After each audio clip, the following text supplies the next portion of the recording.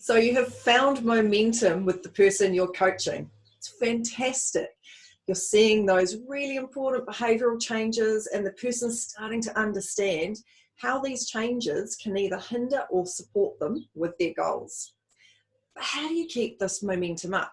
And how do you take those behavior changes to the next level? Welcome to Friday Fuel. Today, Kirsten and I are going to take you through the last two steps of the Infinitus 5-step transformation coaching model. So far, you've embedded the discovery part of the process, the planning, and obviously those coaching conversations. And now it's time to implement those final two stages. And these two stages are check-in and reflect. Check-in for me is one of the most critical parts that is so important to embed, but is the one part that people actually usually always forget. It's as if we think that human beings are like a flip-top head, that you have a conversation with somebody, they nod, yes, they've got it, they might do a practical exercise, and then you let them go, and you just assume that because you've had that one conversation, they've got it, and they've been able to embed it. But let's have a look just at that behavior design. You know, behaviors don't just change because of a split-second conversation.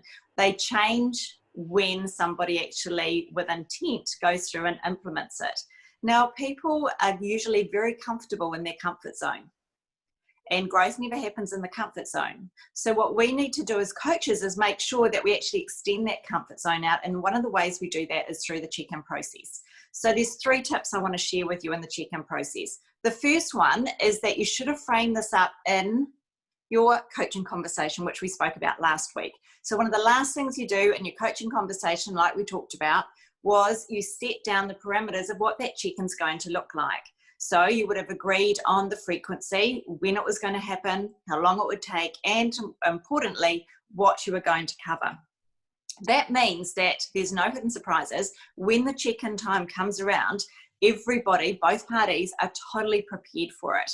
And then once you've got that check-in session, which is really exciting, and just remember, and this is my second tip, is make sure that the check-in time that you've agreed to in your coaching conversation has been set at a duration time that is appropriate to the person you're coaching. Now, what I mean by that is that for some people, their learning growth needs to be with short check-ins. And that's because they need a little bit more reinsurance. Maybe they are quite new to this topic. So it's small chunks of time frame. So it might be that you're catching up with them on a daily basis versus somebody you're coaching that's quite familiar with the topic, and you might put it out 3 days or a week before your check-in, but make sure that timing's right. The third one is when you're doing your coaching session, don't just jump in with comments from you.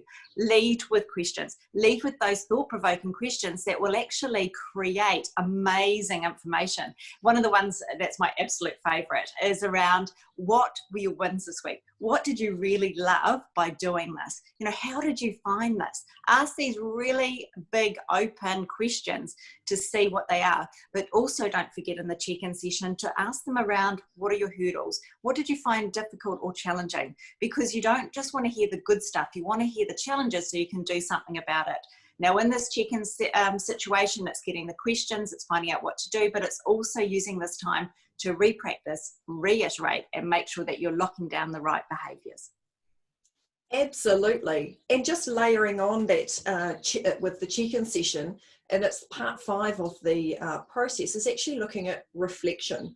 So as we're working through each of our sessions, it's just as important as a coach that we're adapting and we've got that growth mindset so that we're able to help the person we're working with get the best from each of the sessions and all the coaching and the coaching outcomes of the program, so that everybody is adapting and growing throughout the process. And one of the ways we can go about that reflection process is looking at what's worked, what didn't work, and you can either do that per session or at the end of the actual program. And actually, really importantly, what would we do again if we had experienced that situation, or we were walking into that situation with an individual of a similar personality? And a really neat method that I actually use quite frequently for capturing that information is, when I have a program for someone, I just keep a spreadsheet per session, and I do very quick 5-minute reflections around what worked, what didn't work, and what I might do differently next time, particularly where there are multiple coaching sessions.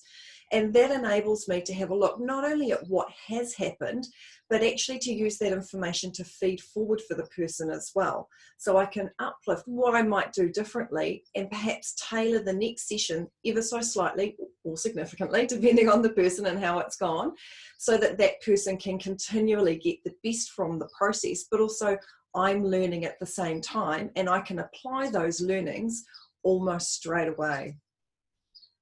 Isn't that one of your favourite things, Sarah, as well as mine, is that in every coaching session, as a coach, you learn something. And I think that is just such a rewarding part of coaching, and why we love doing what we do is because we're imparting knowledge, but we're also learning, and being open to learn is really important in coaching. You now have our 5 transformational step coaching process or framework. Now with that, what I'd encourage you to do is to go through them, discover, plan, have a robust conversation, check in, and then reflect. Our challenge this week is put this in practice, see how you go. Let us know if you've got any questions, and we'd love to have your feedback. Have a great week.